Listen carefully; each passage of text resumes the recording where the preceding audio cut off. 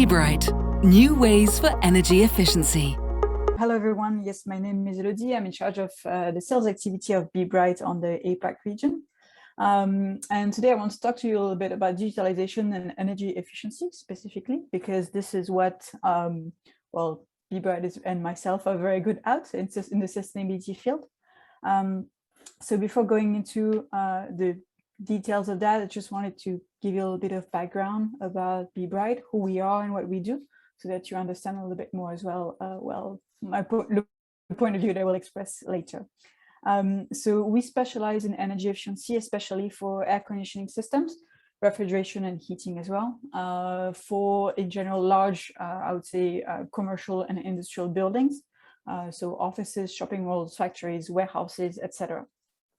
And we focus not only on improving the energy efficiency of the system, but also improving the operations in general, and support our customers in the sustainability journey in general. So what are we talking about today? There's a couple of points that I wanted to talk about. The first one, before talking about the value of digitalization in energy efficiency, is like, what is the traditional way, traditional approach, right, to energy efficiency? Once we've been through that, we can talk a little bit about what we can do with digitalization, and then some examples of, for instance, the projects that we have deployed with this technology. So the first thing I want to talk about is the difference between energy efficiency and energy conservation. I'm not sure if all of you are familiar with that. So energy efficiency, for instance, is making sure that for a certain service delivered through electricity, there is a minimum consumption of electricity. So for instance, an energy efficiency measure would be to replace your old light bulbs with LEDs, right? Energy conservation would be to determine exactly how much of a certain service that you would need. So going back to my example, it would be turning off the light when you leave the room and there's no one else needing the light for, right? Traditionally, as far as air conditioning systems are concerned, there has been a very strong focus on energy efficiency and not so much on energy conservation. So it hasn't been, I mean, it's relatively classic to, in like large commercial facilities, for instance, to see people wearing jumpers because the aircon is way too cold while outside it's more than 30 degrees. And this doesn't really make sense, right? But why has there been a focus like this historically? Is like, first of all, the need in terms of cooling will vary throughout the day, throughout the year, etc. It will depend on the weather, it depends on the occupancy, it depends on how those two parameters are going to vary in the next half an hour or an hour.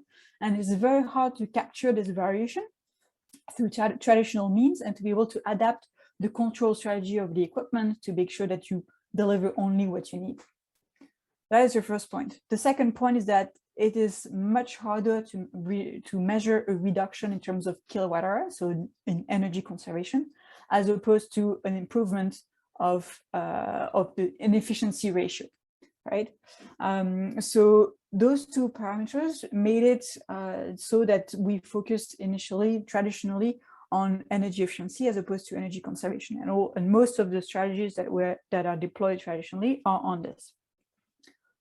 What type of solutions am I talking about when I'm talking about this? There are two, I would say, main solutions we can see on this sector. The first one is called BMS, a building management system, which is basically a control system for your air conditioning system. So installing a new system like this or upgrading your system like this will improve your energy efficiency. But it is costly because it's a lot of hardware, and it's a lot of hardware to maintain throughout your system. It can be sometimes very complicated to use. And it has what we call a static program logic, right? So it will turn on your system at 8 a.m. in the morning, set it at 24, turn it off at night, for instance, and that's it. It's not going to vary throughout the day depending on the need. The other option that we see is usually the retrofit of facilities, or what we call energy performance contract or EPCs, where they would change, for instance, a chill plant room. That will definitely make it more efficient, but it also comes at I would say, environmental cost of manufacturing, delivering, installing the system, etc. So it's not something that you can really do every 2 years, for instance, because arguably financially it's not going to be a very good deal either, and not is from an environmental point of view. So now that we've said that, what does digitalization allow us to do on top of this, right? I'm not saying that these solutions are not good, but they're only half of the way, if I can say, and there's the other half that digitalization helps us to cross. So digitalization basically allows us to move from a scheduled control, like we see that was on the BMS, to an intelligent control that can vary, depending, that really adapts the control strategy to all of those parameters that influence the need in terms of cooling requirements, and the comfort level inside the building, etc. So for instance, being able to anticipate the fact that it's going to rain in half an hour, and if you don't change anything, people are going to be freezing cold inside, as it happens way too often. So that's really a big value of digitalization, that's possible because, well, once you have the data available, you can analyze this data, you can take decisions on this data, and you can apply those decisions directly to the system. So you don't need the human basically to look at this analysis and take actions on that. Because when we're talking about large commercial or industrial facilities, we can come up to 50,000 different control points on a system. So it's not at a stage where a human could do it manually and do it as efficiently as possible. So that's where the computing, the digitalization really starts making sense. One of the other value that we have seen in digitalization is the ability to have a more holistic approach to the optimization and to energy efficiency. So for those who are not familiar, an air conditioning system is split in 3 subsystems, if you want. There's the production side, which produces the cold, which is usually in a fluid. So here it's mostly water. A distribution system, which is pumps, which is distributing that cold water throughout the building. And the emission side, the air side, as we call it, which is transforming that cold water into cold air and distributing it in the building. Traditionally, energy efficiency solutions tend to focus a lot on production and a little bit on distribution, but tend to oversee and overlook completely the air side, the emission side. So because of the digitalization, because of being able to gather all of this data and because able to analyze, I would say, even very high number of points, we can also control the emission side, and so have a very holistic view of the optimization of the system, because all of those subsystems obviously have an impact on the other. And if you control just on one side, then you're going to miss opportunities and have impact on the other that you do not necessarily foresee. So that's a very important point. And the last point I wanted to talk about was, as we mentioned, one of the first 2 things that I mentioned, one is the complexity of identifying the varying needs, so that we just talked about.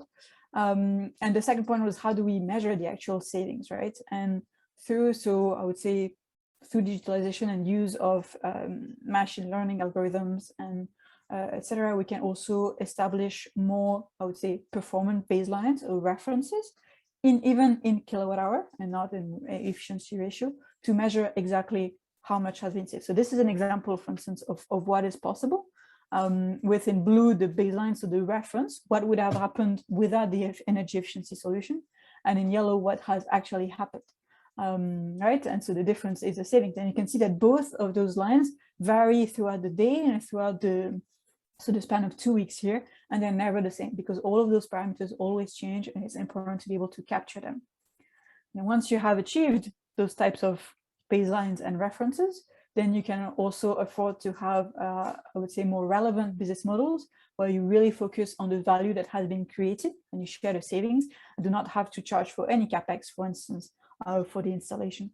So this is really also something that is important, that was brought with digitalization. Finally, I wanted to show a couple of examples, some of the results that can be achieved with this type of solutions.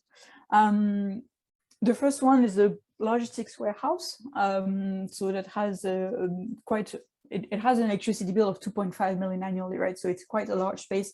They have about 90,000 square meters, I think, of storage. And so the type of strategies that we deployed was to anticipate the external condition changes. So we talked about the weather, but also in terms of the activity. So in a warehouse, when a truck arrives, They have the shutter doors that are opening, they have goods coming in and coming out, etc. So this has an impact on the temperature and how much you actually need to cool the facility. And in terms of the results, we're looking at 37% energy savings on the air conditioning system. And at the bottom right of the slide, you can see, as I was mentioning earlier, the baseline. So the color is actually reversed compared to the previous graph. The yellow is the baseline and the blue is the actual measured consumption. You can see at the beginning, before the control, before that solution was deployed, the two lines matched, and the minute we start deploying, then there is a drop and we can really see the savings achieved there. The second one I wanted to talk about is a more, I would say, commercial type of facility. It's an office building. There's two reasons I wanted to talk about this. The first one is that this is what we call the Green Mark Platinum facility. So it's already very efficient, right, in terms of energy efficiency. And because it's a more commercial space as well, there's a very strong focus on comfort, because after all, that's why air conditioning system is so present in our region, right, because it's a question of comfort and well-being. And even in that, I would say, very efficient facility, we still managed to generate 17% savings, mostly coming from energy conservation strategies and not purely energy efficiency. And throughout also, because of that ability to adapt the control strategies to variations in the weather, for instance, we also managed to improve the comfort level throughout the facility. And so make life easier as well for the operations team and not just on the efficiency side. And I think I will be about it on my side. So if you have any questions, happy to take them afterwards. Contact us to make your building smarter today. Be Bright. New ways for energy efficiency.